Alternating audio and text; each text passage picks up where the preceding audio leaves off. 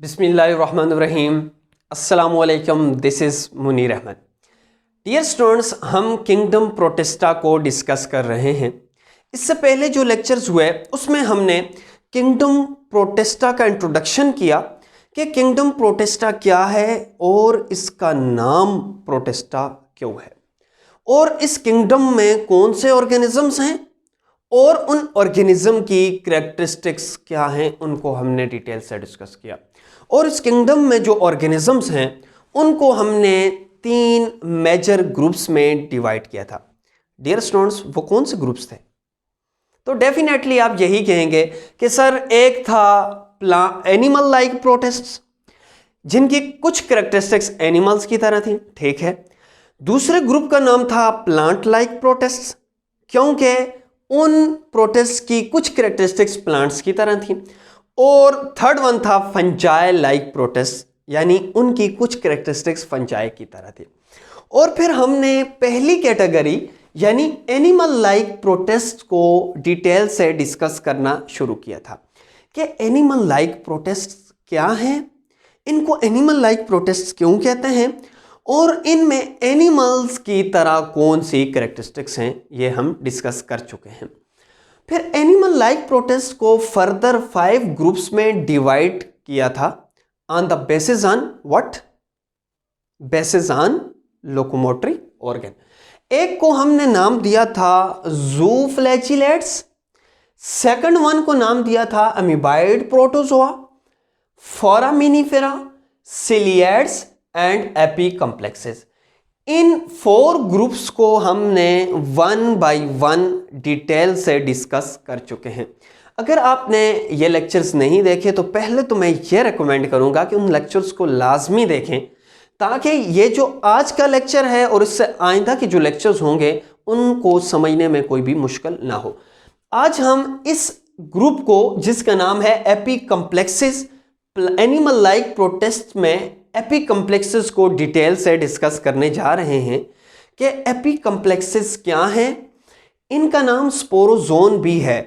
तो पहला क्वेश्चन हमेशा हमारा यही होता है कि एपीकम्प्लेक्सेस या स्पोरोजोन इस ग्रुप का नाम क्यों रखा हुआ है, उसको भी देखेंगे। और फिर इस ग्रुप में जो ऑर्गेनिजम्स हैं उनकी जनरल कैरेक्टरिस्टिक्स क्या हैं, यानी उनकी बॉडी कैसी है, उनका हैबिटेट कैसा है, इसके अलावा लोकोमोटरी ऑर्गन क्या है, लाइफ साइकिल कैसे कंप्लीट करता है, और उनमें क्या वेक्टर रिक्वायर्ड है, और एग्जांपल्स क्या हैं। लेक्चर इस टॉपिक को स्टार्ट करने से पहले अगर मैं आपसे एक क्वेश्चन पूछूं, डियर स्टूडेंट्स, कभी आपने सुना है मलेरिया डिजीज़ है? तो डेफिनेटली आप यही कह रहे होंगे कि बिल्कुल सर, मलेरिया जो डिजीज़ है, मलेरियल डिजीज़ हमने सुना हुआ है। तो ज़रा फोकस कीजिएगा, ये जो मलेरियल डिजीज़ है इसको काज करने वाला जो पैरासाइट है उसका नाम है प्लाज्मोडियम। और मलेरियल जो काजेटिव एजेंट है, यानी मलेरिया काज करने वाला जो पैरासाइट है प्लाज्मोडियम, वो भी इसी एपीकम्प्लेक्सेस या स्पोरोजोन का मेंबर है। तो जनरली हम प्लाज्मोडियम को भी टच करेंगे और नेक्स्ट क्लास में इंशाल्लाह इसके लाइफ साइकिल को डिटेल से डिस्कस करेंगे। So let's start. एपीकम्प्लेक्सेस और स्पोरोजोन। सर एक क्वेश्चन है, जी बोलिए। सर इस ग्रुप का नाम एपीकम्प्लेक्सेस और स्पोरोजोन क्यों है? Very good. अब सबसे पहले इसी क्वेश्चन का आंसर ढूंढते हैं कि इस ग्रुप का नाम एपीकम्प्लेक्सेस या स्पोरोजोन क्यों है। ये 2 लैटिन वर्ड्स यानी लातीनी जुबान से आखज हुआ है। एपी का मतलब होता है, एपिक्स से निकला है। एपिक्स का मतलब होता है टॉप और टिप, या एंड को बोलते हैं, किनारे को बोलते हैं। और कम्प्लेक्सेस बोलते हैं इन फोल्ड्स को, या कम्प्लेक्स स्ट्रक्चर बनी हुई हो। सर इसका क्या मतलब हुआ? एक किनारे पे कम्प्लेक्स स्ट्रक्चर बनी हुई है, तो इसका क्या मतलब है? इसका मतलब अभी डायग्राम से समझते हैं। लेट्स सपोज कि ये मॉस्किटो है और मॉस्किटो की बॉडी के अंदर प्लाज्मोडियम पाया जाता है। तो ये बात आपने माइंड में रखनी है, जो मलेरिया काज होता है वो मॉस्किटो की वजह से नहीं होता, वो मस्कीटो के अंदर जो पैरासाइट मौजूद है प्लाज्मोडियम, उस वजह से मलेरिया काज होता है। तो मैं इस मस्कीटो की बात नहीं कर रहा, मैं मस्कीटो के अंदर ये लेट्स सपोज में पैरासाइट है जिसका नाम प्लाज्मोडियम है, इसको मैं थोड़ा सा मैग्नीफाई करता हूं। ये प्लाज्मोडियम को मैग्नीफाई किया है। अब इस प्लाज्मोडियम की एक स्टेज है जिसको स्पोरोजोइट कहते हैं। लेट्स सपोज आप यहां पे यही समझ जाएं कि ये प्लाज्मोडियम है। अगर हम प्लाज्मोडियम की स्ट्रक्चर देखें तो प्लाज्मोडियम के अंदर जो ऑर्गेनल्स हैं, सर कौन से ऑर्गेनल्स हैं? फॉर एग्जांपल माइक्रोट्यूब्यूल्स हैं, फाइब्रल्स हैं, वैक्यूल्स हैं, और जो दूसरे ऑर्गेनल्स हैं ये इस सेल के एंड पे नजर आ रहे हैं या आपको सेंटर में नजर आ रहे हैं? तो डेफिनेटली आप यही कह रहे होंगे कि सर हमें एंड पे नजर आ रहे हैं, टिप पे नजर आ रहे हैं। तो ये जो कॉम्प्लेक्स स्ट्रक्चर है, ये कॉम्प्लेक्स स्ट्रक्चर सेल के एंड में होने की वजह से, किनारे पर होने की वजह से, इन ऑर्गेनिजम्स का नाम जो है वो एपी कॉम्प्लेक्सेस है। यानी कि एपी मीन एंड पे, टिप पे, और कॉम्प्लेक्सेस मीन ये कॉम्प्लेक्स स्ट्रक्चर टिप पे होती है। तो इस वजह से इसका नाम जो है वो एपी कॉम्प्लेक्सेस है। सर एक क्वेश्चन है। जी बोलिए, क्या क्वेश्चन है? सर क्वेश्चन ये है कि ये इनकी अरेंजमेंट जो है वो टिप पे या एंड पे सेल की क्यों होती है? क्योंकि हम लाइफ साइकिल में इसको डिटेल से डिस्कस करने जा रहे हैं कि लाइफ साइकिल में इसकी ये इंपॉर्टेंस है कि ये इजीली एंजाइम को सिक्रीट करते हैं और इजीली डिफ्यूज हो जाते हैं दूसरी स्ट्रक्चर में। इस वजह से इसकी जो ये जो कॉम्प्लेक्स स्ट्रक्चर्स बनी हुई हैं ये एंड पे होती हैं। इन्हीं पॉइंट्स को मैंने यहाँ पे लिख लिया है ताकि अगर आप नोट्स बनाना चाहते हैं तो आपके पास नोट्स भी बन जाए। They are called AP complexes because of unique arrangements of fibrils, microtubules, vacuoles and other cell organelles at one end or tip of cells. That's why this is called epicomplexes.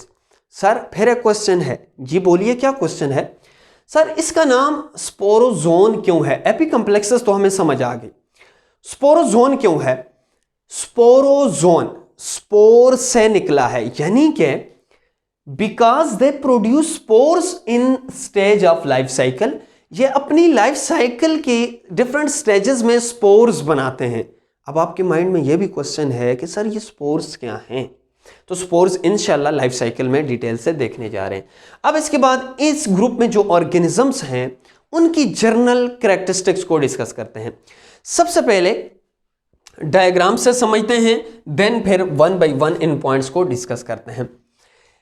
ये let's suppose ये Plasmodium है, और Plasmodium क्या unicellular है या multi cellular है? तो आपको सिंगल सेल नजर आ रहा है। तो एक पॉइंट तो आपको क्लियर हो गया कि इसकी बॉडी क्या है, यूनिसेलुलर है। तो मैंने यहां पे पॉइंट लिख लिया, बॉडी इज यूनिसेलुलर। अब ये जो प्लाज्मोडियम है, ये जो मस्कीटो के अंदर आपको नजर आ रहा है, यह प्लाज्मोडियम मस्कीटो के अंदर होगा। अब प्लाज्मोडियम जब मस्कीटो किसी हेल्दी पर्सन को बाइट करेगी, उसको काटेगा, तो ये प्लाज्मोडियम ह्यूमन में चला जाएगा, ह्यूमन में रहेगा, रिप्लिकेट करेगा। फिर मस्कीटो अगर दोबारा जाकर दूसरा मस्कीटो आता है या वही मस्कीटो जाकर बाइट करेगा, तो प्लाज्मोडियम दोबारा ह्यूमन से मस्कीटो के अंदर। तो इसका यह मतलब हुआ कि प्लाज्मोडियम जो है या एपिकॉम्प्लेक्सेस जो हैं ये इंटरनल पैरासाइट होते हैं। तो यहां पे मैंने नेक्स्ट पॉइंट लिख लिया, हैबिटेट में most of them are internal parasite. ये पैरासाइट के तौर पर होते हैं और स्पोर फार्मिंग होते हैं। इसके बाद अगर लोकोमोटरी ऑर्गन्स की बात की जाए तो इनमें कोई स्पेशल लोकोमोटरी ऑर्गन नहीं होता, लेकिन लाइफ स्टेजेस में ग्लाइडिंग शो करते हैं। तो यही पॉइंट मैंने लिख लिया है, they lack special locomotory organ. इनमें कोई स्पेशली लोकोमोटरी ऑर्गन नहीं होता, but can able to move by gliding in few stages. अपनी लाइफ स्टेजेस में ये क्या करते हैं, ग्लाइडिंग से मूव कर सकते हैं। अब लाइफ साइकिल की तरफ चलते हैं कि अपना लाइफ साइकिल कैसे कंप्लीट करते हैं। इन दो पॉइंट्स को समझाने के लिए मैं जर्नल आपको डायग्राम से समझाता हूं, देन फिर लाइफ साइकिल और रिक्वायर्ड वेक्टर की बात करते हैं। प्लाज्मोडियम जो है, लेट्स सपोज के ये जो मॉस्किटो है ये फीमेल एनाफिलीज है। फीमेल एनाफिलीज की सलाइवा होता है, जो माउथ होता है, उसके अंदर जो है जो प्लाज्मोडियम है उसकी एक स्टेज पाई जाती है जिसका नाम स्पोरोजोइट है। जब ये स्पोरोजोइट जब मॉस्किटो बाइट करता है किसी हेल्दी पर्सन को, तो ये जो स्पोरोजोइट्स हैं इसके प्रोबोसिस से, ये जो नीडल है ना, नीडल जो सुई जिसके थ्रू ये सक करता है ब्लड को, उसको प्रोबोसिस कहते हैं। ये जो ही ब्लड को सक कर रहा होता है, तो सक करने के दौरान ये अपना सलाइवा, इसका कुछ सलाइवा जो है वो बॉडी के ब्लड के अंदर चला जाता है। क्लियर है? जब ब्लड के अंदर, बॉडी के अंदर जब ये सलाइवा जाएगा, तो सलाइवे के साथ ये जो प्लाज्मोडियम के स्पोरोजोइड्स हैं ये भी ह्यूमन के अंदर चले जाते हैं। जब ह्यूमन के अंदर चले जाते हैं तो ह्यूमन के अंदर ये स्पोरोजोइड्स थ्रू ब्लड सीधा ट्रेवल करते हैं किधर जी? लीवर के पास। और लीवर के अंदर ये स्पोरोजोइड्स मल्टीप्लाई होंगे। मल्टीप्लाई होने के बाद नेक्स्ट स्टेज बना देते हैं जिनको मीरोजोइड्स कहते हैं। अब मीरोजोइड्स लिवर सेल्स जो सेल्स हैं वो बर्स्ट होंगे, उससे मीरोजोइड्स निकलेंगे और मीरोजोइड्स आकर आरबीसी पर इन्वेड करेंगे, उस पर हमला करेंगे। अब आरबीसी को रप्चर करेंगे और आरबीसी से नेक्स्ट स्टेज निकलेगी जिसको गेमीटोसाइट कहते हैं। अब गेमीटोसाइट कहां पे जाएगा? अब अगर दोबारा से फीमेल एनाफिलीज, लेट्स सपोज कि ये मॉस्किटो है फीमेल एनाफिलीज, अगर लेट्स सपोज ये दोबारा आती है और दोबारा से अगर ये गेमीटोसाइट्स को सक करती है, अब गेमीटोसाइट्स इसकी बॉडी के अंदर आएंगे। अब बॉडी के अंदर आएंगे तो ये गेमीटोसाइट्स में एक होगा फीमेल और दूसरा होगा मेल। ये दोनों मिलके जाइगोट बनाएंगे और जाइगोट उस सिस्ट में कन्वर्ट होगा और कन्वर्ट होने के बाद नेक्स्ट स्टेजेस में चलता जाएगा और करते करते एक स्टेज बन जाएगी जिसको कहते हैं स्पोरोजोइड्स। अब ये स्पोरोजोइड्स इसके सलाइवा के अंदर होंगे। अब नेक्स्ट टाइम ये किसी और इंडिविजुअल को जब बाइट करने जाएगी तो ये स्पोरोजोइड दूसरे बॉडी के अंदर चले जाएंगे। लेकिन ये जो मैंने अभी बातें की इससे कंफ्यूज नहीं होना, ये हम नेक्स्ट लाइफ साइकिल में इसको डिटेल से डिस्कस करने जा रहे हैं। यहाँ पे सिर्फ मैंने ये पॉइंट क्लियर करने के लिए ये सारी कहानी की है।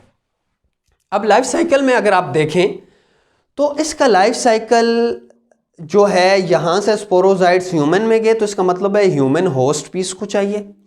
अब ह्यूमन से दोबारा मॉस्किटो के अंदर आए और जहाँ पे जाइगोट बना और फिर स्पोरोजोइड्स बने, तो इसका मतलब है कि प्लाज्मोडियम को मॉस्किटो भी चाहिए अपनी लाइफ साइकिल को कंप्लीट करने के लिए। तो यही मैंने पॉइंट यहाँ पे लिखा है कि ये जो प्लाज्मोडियम है या एपिकम्प्लेक्सेस जो ऑर्गेनिज्म हैं, इनको अपने लाइफ साइकिल कंप्लीट करने के लिए एक से ज़्यादा होस्ट चाहिए होते हैं, यानी 2 या 2 से ज़्यादा होस्ट।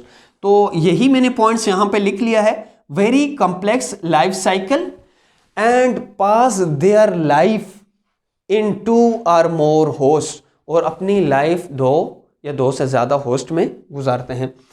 इसके बाद नेक्स्ट जो है वो रिक्वायर्ड वेक्टर है। अब मैं कहता हूं कि लेट्स सपोज अगर प्लाज्मोडियम इस इंडिविजुअल यानी इधर है, तो अब इधर से किसी दूसरे इंडिविजुअल में ये प्लाज्मोडियम कैसे ट्रांसफर होगा? अब इस क्वेश्चन का जो आंसर है वो हमारा रिक्वायर्ड वेक्टर है। अब इस प्लाज्मोडियम को यहां से किसी दूसरे होस्ट में ट्रांसमिट होने के लिए वेक्टर चाहिए जो यहां से प्लाज्मोडियम को उठाए, उठाने के बाद किसी दूसरे इंडिविजुअल में इंजेक्ट कर दे।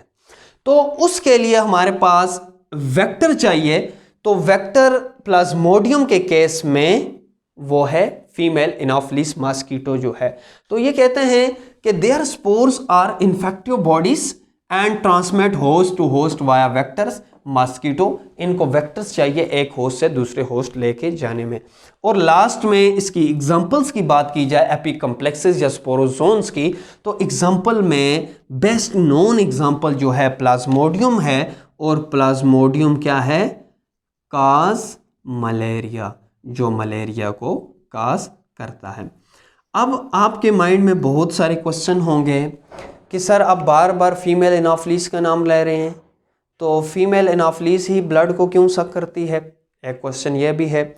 फिर उसके बाद आपके माइंड में ये भी क्वेश्चन होगा कि अगर इसने ब्लड को सक करना था इस हेल्दी पर्सन से, तो अपने सलाइवा को इधर देने की क्या ज़रूरत थी, ये ब्लड को सक कर देती, ज़रूरत ही क्या थी इसको सलाइवा देने की और स्पोरोजाइट्स की।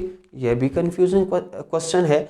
तो नेक्स्ट लेक्चर इंशाल्लाह उसमें हम लाइफ साइकिल जब प्लाज्मोडियम का डिस्कस करेंगे, तो उसमें हम इन्हीं क्वेश्चन का डिटेल से डिस्कस करेंगे कि ये स्पोरोजाइट्स क्या हैं, मीरोजॉइट्स क्या हैं, गेमिटोसाइट्स क्या हैं, और फिर जाइगोट कहाँ पे बनता है, एसेक्सुअल फेज कहाँ पे है, सेक्सुअल फेज कहाँ पे है।